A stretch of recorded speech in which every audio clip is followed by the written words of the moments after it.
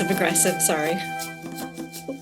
Excuse me, I've just been screaming about tech. And like, it's absolutely fine. I hate you. I feel like crying.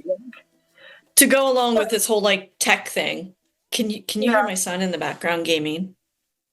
No. But I've been to a lot of gigs in my lifetime, so I think I'm probably a little bit. He's like so loud, like so loud. My neighbours have a parrot, and I'm constantly being asked, "Can't you hear the parrot?" by other people who are really annoyed in this house, like the child and stuff gets really annoyed by the squawking of the parrot. Can't you hear the parrot? And I'm like, no, I can't hear the parrot. Literally, even if I put I think the walls are pretty thick of this house, but even if I put my ear to the wall, I can't hear the parrot.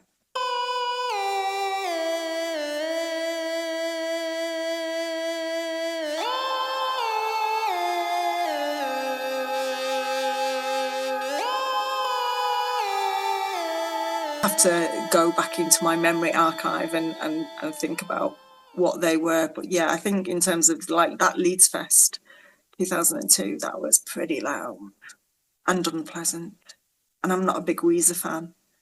I'm sure we'll get loads of Weezer fans switching off now, but I'm not. I'm not going to correct you. I'm not a big Weezer fan either.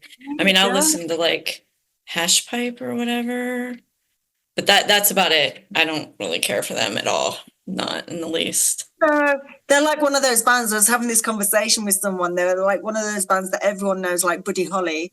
Yeah. And if you don't know Buddy Holly, like I'm going to assume you are a non-human life form and you've literally just landed on Earth. And I'm going to be like, I don't believe you. You've got human skin, but you clearly are not of this planet.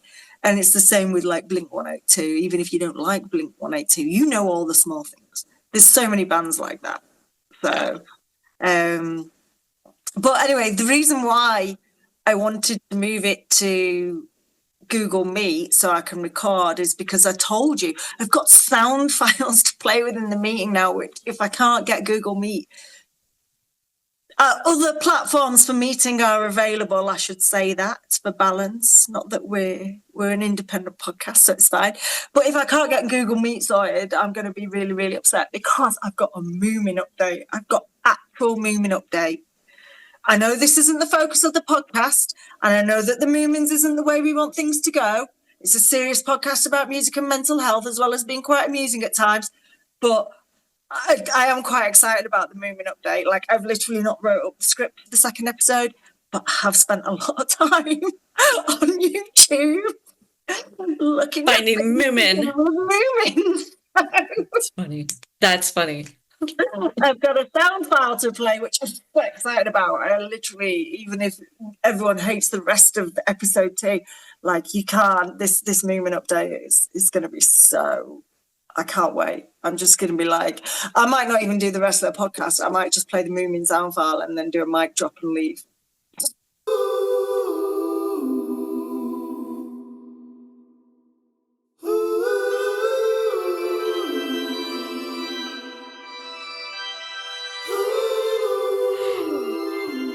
This needs to be had. My impression of Arrow from Twilight. I don't know how this has any relevance to anything music, although I do. Twilight New Moon has a banging soundtrack. Yes. That Tom York track, Hearing Damage, and the Done or Wrong, the Black Rebel Motorcycle Club track. I know, so right? Good. It's so good. The good. Black Keys. Oh, yeah. Black Angels. Sorry. What am I talking about? What's the one where she's... Oh, well, let's not turn this into a Twilight podcast. Oh, we should. The whole reason why I mushroom ravioli. I also spent a lot of time where, they get to where Bella's run across the fountain and pushed Edward back into the What's-It corridor thing. I spent a lot of energy screaming last night that Edward Cullen was a gaslighting fuckbag.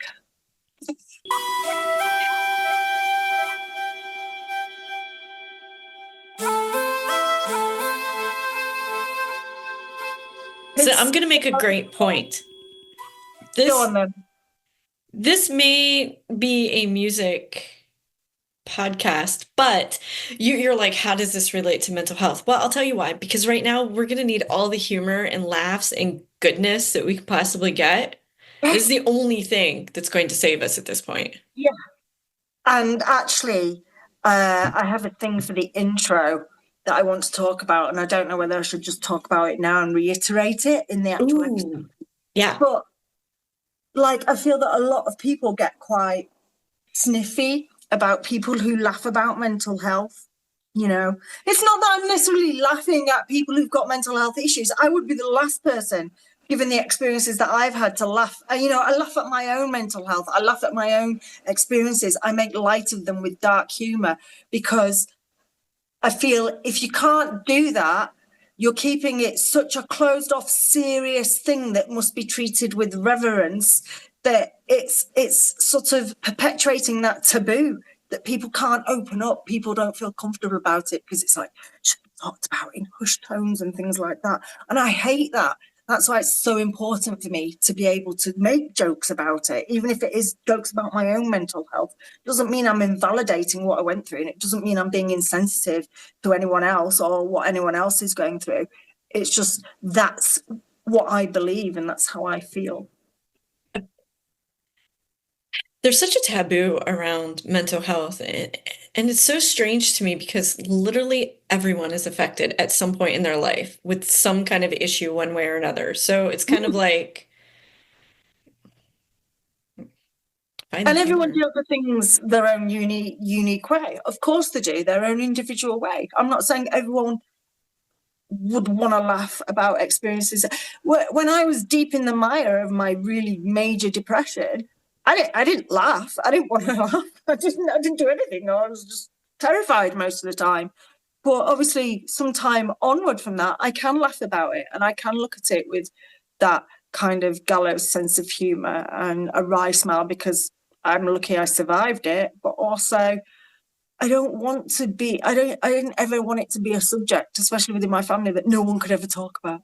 I don't talk about the time mum was like that, you know, because again, it's that kind of like hushed tones of keeping it under wraps and behind closed doors, and it just perpetuates the stigma about mental health. And that's all I have to say. I'm super open about mine. Absolutely. My anxieties, my OCD tendencies. I don't hide it.